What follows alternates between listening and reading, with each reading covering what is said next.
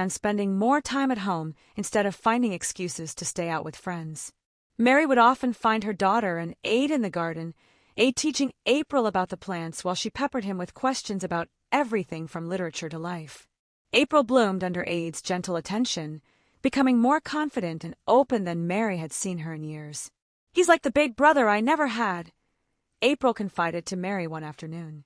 "He doesn't treat me like I'm stupid or spoiled. He actually cares what I think about things." Mary watched through the window as Aid and April worked together to repair a broken trellis in the rose garden. They were laughing about something, their heads bent close together as Aid showed April how to tie the proper knots. The sight filled Mary with a warmth she hadn't expected, but it also filled her with something else, a growing awareness of Aid as more than just a kind presence in her house. She found herself looking forward to their evening conversations with an intensity that worried her. She started paying more attention to her appearance, choosing softer clothing instead of her usual sharp business suits when she was home. She caught herself lingering in rooms where Aid was working, making unnecessary conversation about trivial things just to hear his voice. One evening, Mark called from whatever city he was currently visiting. Mary barely listened as he talked about contracts and meetings, and delays that would keep him away for another week. She made appropriate responses while watching Aid through the kitchen window, seeing him tend to the herb garden he'd started near the back door. "You sound distracted," Mark said, his voice sharp with irritation. "Is everything all right there?" "Everything's fine," Mary replied, still watching Aid's gentle movements among the plants.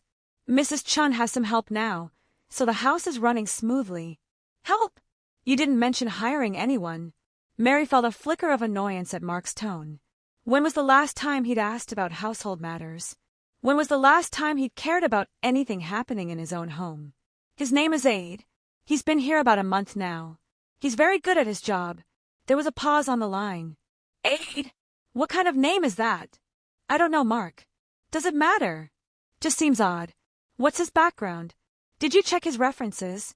Mary found herself defensive in a way that surprised her. "Of course I checked his references. He's trustworthy and hardworking. April likes him, and Mrs. Chun says he's the best help she's ever had." "Fine," Mark said, but there was something in his tone that Mary couldn't identify. "I'll be home next week. We'll see how things are going then." After Mark hung up, Mary sat staring at her phone. She realized she'd been dreading Mark's return, and not just because of his cold presence. She'd grown to love the peace of the house when it was just her, April, Mrs. Chun, and Aid. The thought of Mark's return felt like a storm cloud approaching a perfect day.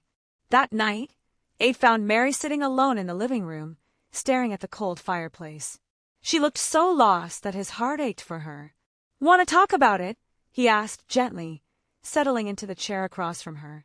Mary looked up, and Aid was shocked to see tears in her eyes. This strong, formidable woman, who commanded boardrooms and built business empires, looked fragile and vulnerable in the soft lamplight. "My husband is coming home," she said, and the words sounded like a confession of guilt. Aid waited quietly, sensing there was more she needed to say. "I used to look forward to his returns," Mary continued, her voice barely above a whisper. "In the early years of our marriage, I would count the days until he came back from business trips. I'd plan special dinners, buy new clothes, imagine how we'd reconnect." She laughed bitterly. "Now I dread it. His presence makes this house feel smaller, colder. He walks through these rooms like a stranger judging someone else's life." Aid felt something dangerous stirring in his chest, a protective instinct toward this woman who seemed so strong but was clearly so wounded. "How long has it been like this?" "Years," Mary admitted. "Maybe since April was small. I kept thinking things would get better, that we'd find our way back to each other. But Mark stopped trying, and eventually so did I." They sat in silence for a while, the weight of Mary's loneliness filling the space between them. Aid wanted to comfort her, to somehow ease the pain he could see etched in every line of her face. Without thinking, he reached out and took her hand. The touch was electric. Mary felt a jolt of connection that she hadn't experienced in years, maybe ever. Aid's hand was warm and calloused from honest work, completely different from Mark's soft, manicured fingers. She looked down at their joined hands and felt something break open inside her chest. "Mary," Aid said softly, and the way he spoke her name made her breath catch. No one had said her name like that in so long. With tenderness, with care, with something that might have been love. She looked up and met his eyes, and in that moment, they both knew that something had shifted between them. The air in the room felt charged with possibility and danger. Aid slowly lifted his other hand to touch her face, his thumb brushing away a tear she hadn't realized had fallen. Mary leaned into his touch, starved for gentleness after so many years of cold indifference. "This is complicated," she whispered. "I know," Aid replied, but he didn't pull away. They moved toward each other as if drawn by gravity, and when their lips met, Mary felt like she was coming alive for the first time in years. The kiss was soft and careful, full of questions they weren't ready to answer and promises they weren't sure they could keep. When they finally broke apart, Mary was trembling. She pressed her forehead against Aid's, trying to catch her breath, trying to make sense of what had just happened. "I should go," Aid said, but his voice lacked conviction. "Should you?" Mary asked, and they both knew she wasn't really asking about tonight. Aid kissed her again, deeper this time, and Mary felt herself falling into something that was either salvation or destruction. She didn't care which. The following weeks passed in a haze of secret moments and stolen glances. Mary and Aid's relationship crossed every line she'd ever drawn for herself, but she couldn't bring herself to care. For the first time in years, she felt truly alive. They were careful, always careful. During the day, Aid maintained his professional distance, addressing her as Mrs. Adewale, focusing on his work with the same dedication he'd always shown. But in the evenings, when Mrs. Chun had retired to her quarters and April was busy with homework, they found each other. Sometimes they would sit in the garden, talking quietly under the stars.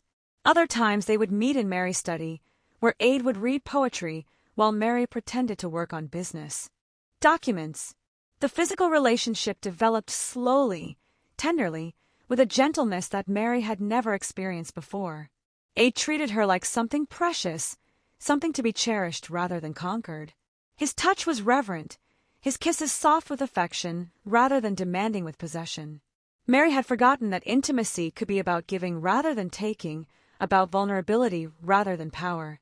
"I never knew it could be like this," she whispered to him one evening as they lay together on the sofa in her study, the fireplace casting dancing shadows on the walls. Aid stroked her hair gently. "Like what?" "Safe," Mary said, the word coming out like a confession. "I never knew being with someone could feel safe." Aid's arms tightened around her. He'd seen the fear in Mary's eyes when she thought no one was looking, the way she sometimes flinched from unexpected touch, the careful way she measured every word and gesture. Living with Mark had taught her to expect criticism, rejection, emotional punishment for any sign of weakness. "You are safe," Aid murmured against her hair.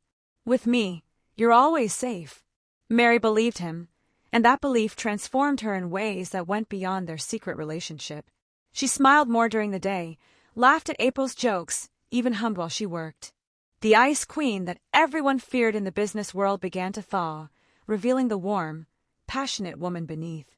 April noticed the change immediately.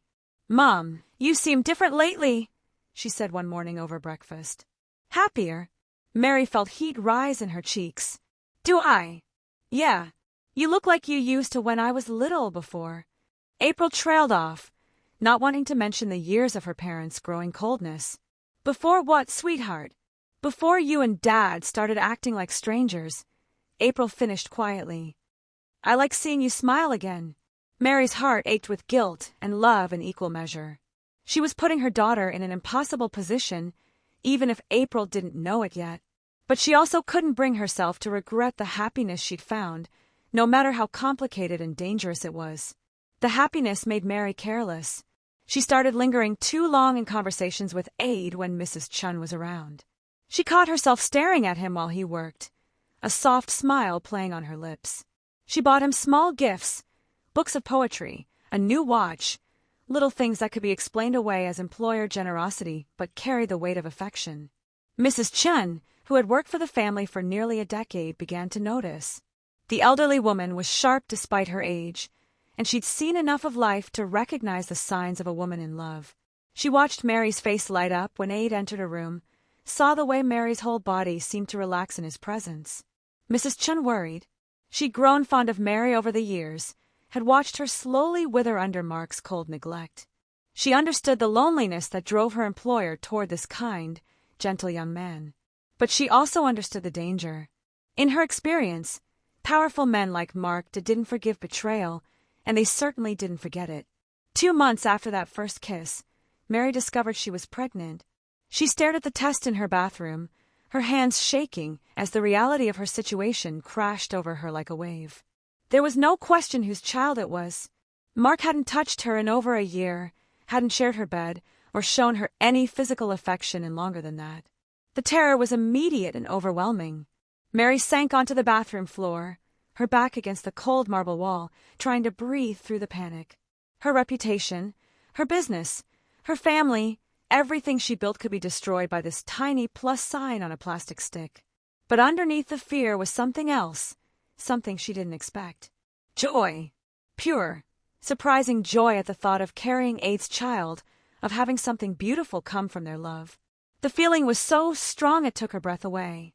She sat on that bathroom floor for an hour, cycling between terror and wonder, between the practical voice in her head that screamed about scandal and ruin, and the deeper voice in her heart that whispered about hope and new beginnings. When she finally stood up, Mary had made a decision that would change everything. She would keep the baby. She would find a way to make Mark believe it was his. She would protect this child and the man she loved, no matter what it cost her. That evening, she told Ade, they were in the garden, sitting on the bench he'd built near the rose bushes. The scent of flowers hung heavy in the warm air, and somewhere in the distance, they could hear April practicing piano. I'm pregnant, Mary said simply, watching Ade's face carefully. The words hit him like a physical blow. Ade went very still, his hands frozen on the book he'd been reading. Mary saw a dozen emotions cross his face: shock, fear, joy, love, terror, all warring for dominance. Are you sure? He asked quietly. Yes. Ade set down his book and turned to face her fully. What do you want to do? The question surprised Mary. In her world, men made decisions and women lived with the consequences. Mark had never asked her what she wanted about anything.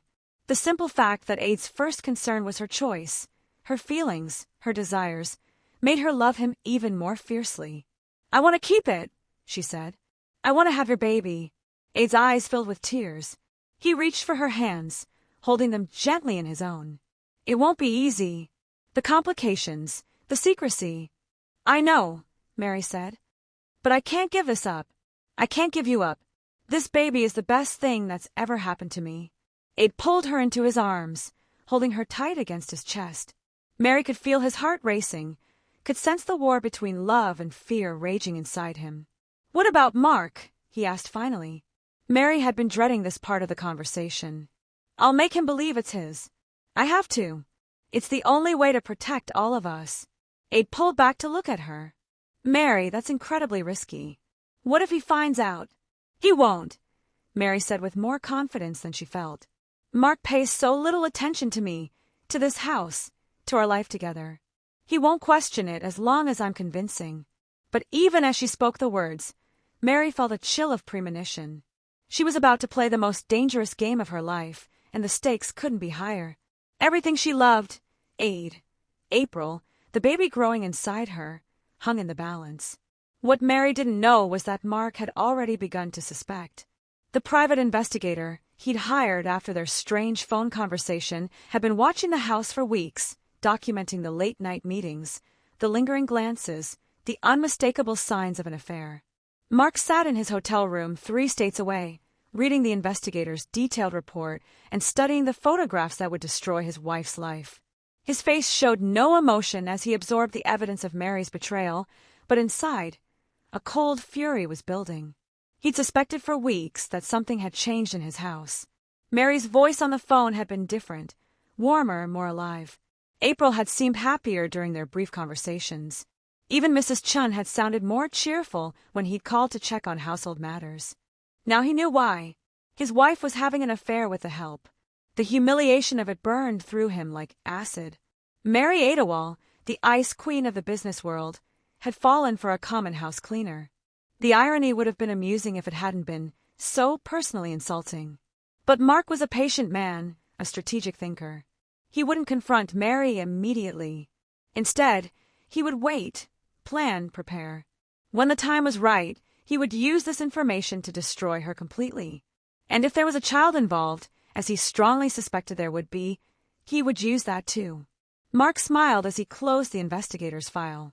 Mary thought she was so clever, so careful. She had no idea that her perfect little world was about to come crashing down around her.